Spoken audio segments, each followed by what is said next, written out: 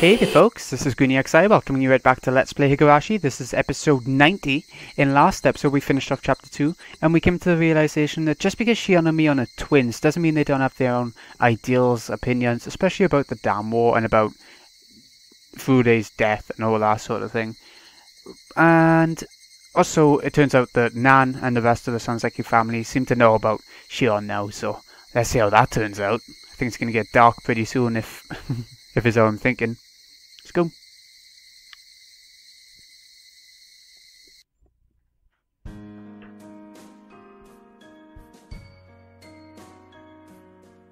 It's a very quiet afternoon as always. Since I can't go outside as myself, I have to match schedules with Mion when I go shopping. I've gotten used to it by now, so it's no longer a hassle. So yeah, she still has to disguise herself because they know she's escaped and everything, but they don't know where she is. Because of this, I naturally have to buy things in bulk. Today, I shuttled between shops and my home. Yeah, I got this, I got that. Oh wait! Isn't it a 100 yen sale today? I forgot this. Being in a good mood, I spun around with my arms spread out. I felt like a little whirlwind. And not like what little kids to do. My arm hit a motorcycle parked on the sidewalk. It obviously wasn't where it was supposed to be. Ow. What the? Who parked this motorcycle here? I gave it a kick with no hesitation. The 3 motorcycles lined up there in a row. They all felt like dominoes. It was a beautiful sight. This is fun, I thought. Being in such a good mood made me leave my guard down. I didn't realise that the owners of the motorcycles were right nearby. They looked pretty scary. Remember that one part in the arc that this is the solution to the cotton drifting? Where Kaiichi helps out. Well, all the village helps out. Was it Mion or Shion? I can't remember. They grabbed me by the neck and dragged me into a dark alley. Then they called me all kinds of names. Everything was happening too quickly for me to grasp what was going on. The fuck are you, bitch? What you think you're doing, huh? Fucking bash your head in, bitch. Oh my god, they sound like chavs. Blah. Gonna pay for what you did. Whoa. They can't really talk properly. Exactly, sound like chavs. I didn't have a clue what they were saying. I had to translate the alien tongue into normal human words in order to understand. We are very upset because you knocked down our motorcycles. You should immediately pay for the repair and compensation. Yeah, that was probably it. Something like that. That's our offer. What do you say? We'd be happy to listen to your opinion. Something like that? Huh? What in dome? What? Even I can't figure that one out. Sorry. I don't think I can continue interpreting. Ah? What you saying? I know what they're trying to say, but somebody has to warn them about the way they park their motorcycles. It won't be fair to those who obey the rules if there were no punishment for those who disobey them. Oh god, Shion. Not the right time. It's an accident, but it must also be God's will. But God, you can use me to punish these guys, but how will you compensate me later? I heaved a huge sigh. I'll talk today, sometime. Of course, I wasn't afraid in this situation at all, because it wasn't a dangerous one for me. These 3 guys were yelling at the top of their lungs at a girl. They didn't look good doing it, and they had too many disadvantages. First, there was the differences in gender and in the number of people. Even if I did something wrong, as men shouting at a woman, it didn't make them look like they were in the right. Added to that, there were 3 of them. It already looked like it was going to get violent. Second, the location. Taking a girl into a dark, narrow alleyway is already a bad idea, and on top of that they're asking for money, not just an apology. Thanks to these facts, the public will be on my side. So this was a fight they couldn't possibly win. The only way for them to win would be to take my money before somebody finds out. Considering that, taking me to this narrow, secluded alleyway might have been a smart move, since fewer people would find out about the situation. Ha! You listening or not? I knew how slim their chances of winning were. She's so arrogant. From the very beginning, they'd picked the wrong girl. I'm Mion Sonozaki now. It'd be foolish to mug her in Okinamaya. Soon enough, the people of Hinamizawa would notice me and gather round. They don't spare mercy for their enemies, no matter what. The punks didn't know this area well. If they did, they'd have known how silly it was to rob Mion. Plus, the alleyway isn't always as empty as they assumed. This side street's a shortcut which local people frequently use on their way home. In the late afternoon, many people will be passing through here. It makes sense that they wouldn't know the alleyway, considering they're motorcyclists, you know, they're probably going from town to town. That time had almost arrived. If I held off a little longer, the street would soon be filled with people. Then the punks would have to go away. I didn't have to do anything. I just had to wait in order to win. This was a simple fight like that. While they could hurl abusive language at me or lift me up by my collar, they weren't actually going to resort to violence. Cheers to the educational system for ingraining the ladies first mindset. Yeah! But as a wicked person, I wanted to toy with them a bit, even though I could win this by biting. I wanted to paint them as even more villainous and drive them into a corner that would be even harder to talk their way out of. That demonic desire was rearing its horns. To put it plainly, I'd only need to act as the poor, helpless victim a little further. Like the pathetic, pitiful, tragic heroine everyone wants to sympathise with. In a case like this, I shouldn't start crying immediately because I'd get nervous and draw back. If it were a truly threatening situation, that would work, but I needed something different here. I'd pretend to be strong at first. In fact, I thought, why don't I challenge them? And eventually, I'd start trembling, my voice would fade, and I'd get tears in my eyes. It'd be even better if I played the role of a strong girl who's slowly giving in to fear. Mion and I are probably the only ones who are capable of pulling that kind of stuff off. I'm sure there are other people as well. Well, I'm probably better than her. But why don't you let me go now? I already apologised. I talked back with a little hesitation. Am I getting tears yet? Yes! By the way, I've heard men can't shed tears on command. I feel sorry for them. I can't. I mean... The three punks faltered a bit due to my sudden change in attitude, but they soon started yelling at me again. I had to keep it going. That way they'd blatantly look like they're picking on a helpless girl. Please, forgive me. Oh. What you doing? What's with this girl, huh? I don't... Oh. Maybe you should apologise like that from the start.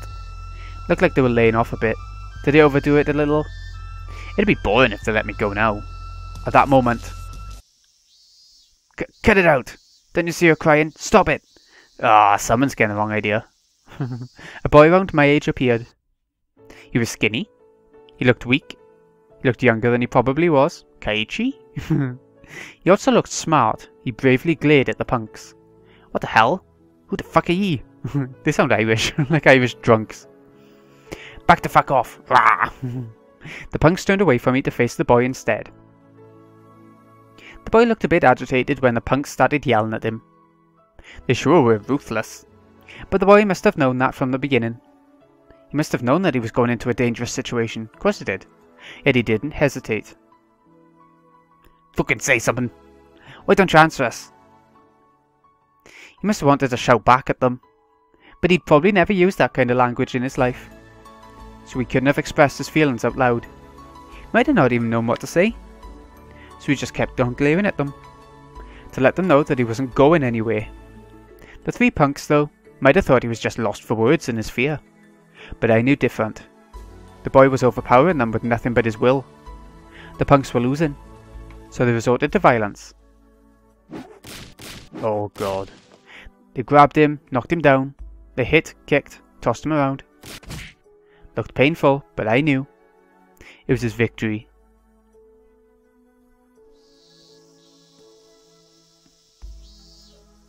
In the end, local passers-by stopped the punks. They made no further fuss and just went away. The boy stood up. He was covered in dust. There he is. Satoshi. That's the first we're going to see of him in the entire series. At least the first portrait. I mean, you hear about him a lot in other arcs, don't you? He smiled when our eyes met, and asked me if I was alright. He didn't look particularly okay himself, though. How could you step into a fight you obviously couldn't win? Pick your opponents better next time. I hesitated at first.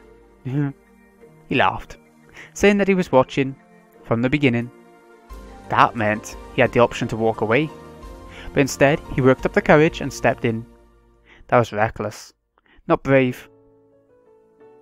You're being a little harsh, Mion. You should at least say thank you.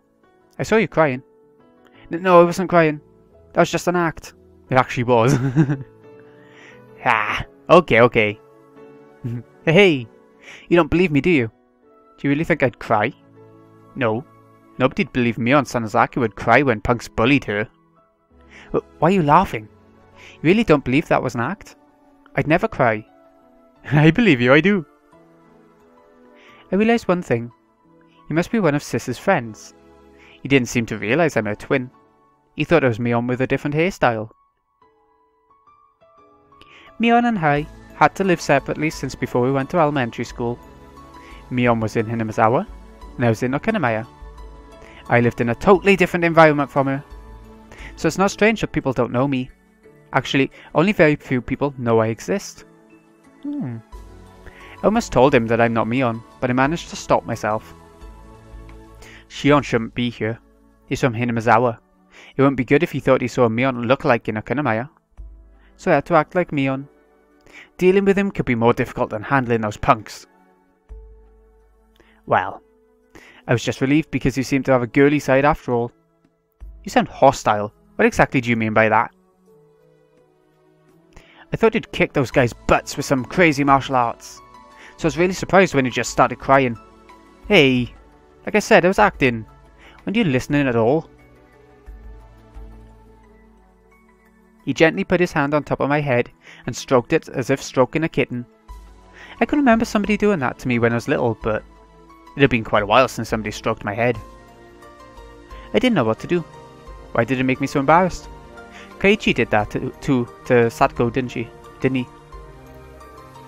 My face reddened all at once. I couldn't say anything. Hey, are you making fun of me? I stuttered in embarrassment. He looked calm, as if he was used to doing this. Whatever. Aren't you glad though? Glad? What do you mean? Well, he didn't get hurt. He smiled while he kept stroking my head. His smile looked divine. He wasn't going to stay for long. He'd already saved me from those guys after all. Well, I need to be going, so I should head off now. Okay. I wanted to go through all the steps of meeting someone for the first time, but he didn't. As far as he was concerned, he just saved a friend from danger, wanted to leave quickly to avoid seeming pretentious. He and Mion must be friends who knew each other well. So I couldn't bring myself to ask, "What's your name?" Mion's friend smiled once again. His smile looked as refreshing as a clear blue sky. This time he smiled a bit mischievously. Like brother, like sister, I guess. Don't worry. I won't tell anybody you were crying. Definitely. Well, nobody would believe it if I told them anyway. Nobody would ever believe that our invincible class president cried. So I was laughing. He patted the dust off his butt once again. He walked back to the sunny main road, away from the dark alley. Then he turned around. See you. In school tomorrow, I mean. Yeah. See you in school. He disappeared into the brightly lit street. I continued to sit in the gloomy alleyway. I could no longer see him. I was just staring absent-mindedly at the bright light. That was the first time I met Satoshi-kun. I'm not even allowed to walk freely under the sun. I met a boy on a sunny day. How come a perverse girl like me fell in love with his innocence? Notebook page 5. I like how they put in little tip-like things in the middle of the arc this time. But I'm not sure if that's meant to be the midway point or not. Let's carry on. That must be Satoshi. He looks like what you described, and he has a habit of stroking people's heads. His name's Satoshi-kun, eh? The boy from earlier is called Satoshi Hojo-kun. Mion said that he's always daydreaming. So she didn't believe that he saved me at first. His little sister is always kicking his butt. He has a little sister? Yeah. Her name's Satoko. She's funny and shrewd, but is quick to cry when she's cornered. She's fun to watch, but things have been rough for her lately, so she's feeling a bit down. Yeah, the aunt. His sister came up naturally in the conversation. I tried to soak up every scrap of information about Satoshi-kun. Why? Why am I trying to ask so much about him? As I asked myself that, the feeling I got when he stroked my head came back to me. I must have been blushing. Hello? Shion? Eh? Sorry. I'm here, I'm listening. To start, I hear Satoko's on bad terms with her aunt. Satoshi's mature, so he knows how to conduct himself, but when bad things happen, Satoko really lets herself go. What Sis told me was very interesting. She told me that the parents of Satoshi-kun and his little sister are dead. Satoshi-kun and Satoko are now living with their uncle and aunt. They don't seem like very respectable people. They're always fighting, the uncle's cheating on the aunt. He mostly lives with his mistress. Satoshi-kun and Satoko entered into that unwelcome environment. What surprises me the most is the fact that Satoshi-kun's parents were the Hojo couple who were the leaders of the pro-dam activists. That fact must have added something to the situation. I don't know what kind of stance the uncle and aunt took during the dam conflict, but they must have taken some indirect blows. Satoshi-kun's parents died after bothering them so much, and even left them their children. The uncle and aunt obviously can't love those kids. Things have gotten worse this past year too. Women can be really nasty bullies. Sometimes it doesn't matter who they're bullying, even if it's a kid. On top of that, women tend to care less about propriety than men.